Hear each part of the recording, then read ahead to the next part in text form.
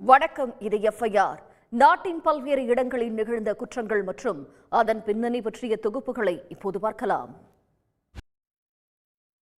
கர்நாடகாவில் நண்பர்களுடன் பந்தயம் கட்டி மது அருந்திய 21 வயது இளைஞர் பரிதாபமாக உயிரிழந்த சம்பவம் பெரும் அதிர்ச்சியை ஏற்படுத்தியுள்ளது.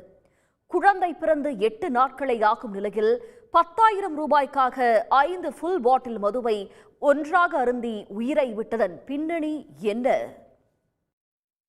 ஓசூர் அருகே மனைவியை கொலை செய்துவிட்டு நீண்ட நேரம் தாம்பத்திய உறவில் ஈடுபட்டதால் மூச்சு திணறி இறந்துவிட்டதாக நாடகமாடிய ஜிம் மாஸ்டர் கைது செய்யப்பட்டுள்ளார். ஜிம்மிற்கு பயிற்சிக்கு வந்த பெண்ணுடன் ஏற்பட்ட நெருக்கத்தால் மனைவியை கொலை செய்துவிட்டு நாடகமாடியவர் சிக்கியது எப்படி? ஈரோடு அருகே முதிய தம்பதியை கொலை செய்து நகை பணத்தை கொள்ளையடித்துச் சென்ற மர்ம நபர்களை போலீசார் தேடி வருகின்றனர். தோட்டத்து வீட்டில் தனியாக வசித்தவர்களை குறிவைத்து கொள்ளையை அரங்கேற்றிவிட்டு தப்பிய மர்ம நபர்கள் சிசிடிவி காட்சியால் சிக்குவார்களா?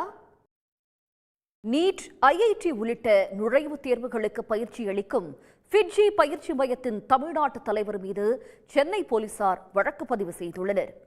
ஏற்கனவே டெல்லி, உத்தரப்பிரதேசம், ஹரியானா உள்ளிட்ட மாநிலங்களில் ஃபிட்ஜி நிறுவனம் மீது வழக்கு பாய்ந்திருக்கும் நிலையில் சென்னையில் 140 மாணவர்களிடம் 4 கோடி ரூபாய் பெற்றுக்கொண்டு பயிற்சி அளிக்காமல் ஏமாற்றியதாக அளித்த புகாரில் வழக்கு பாய்ந்துள்ளது. நுழைவுத் தேர்வுக்கு பயிற்சி அளித்து வந்த நிறுவனம் சிக்கலில் மாட்டியது எப்படி? கூகுள் மேப் உதவியுடன் கிராமப்புற கோவில்களை கண்டறிந்து கொள்ளையடித்த இருவரை திருச்சி போலீசார் கைது செய்தனர். அதே யுக்தியை பயன்படுத்தி பூட்டிய வீடுகளிலும் கைவரிசை காட்டியவர்கள் சிக்கியது எப்படி?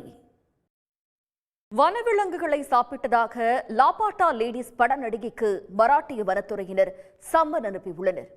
யூடியூப் சேனலுக்கு அளித்த பேட்டியால் நடிகை சிக்கலில் சிக்கியதன் பரபரப்பு பின்னணி என்ன? இத்துடன் எஃப்ஐஆர் நிறைவு பெறுகிறது. நன்றி, வணக்கம்.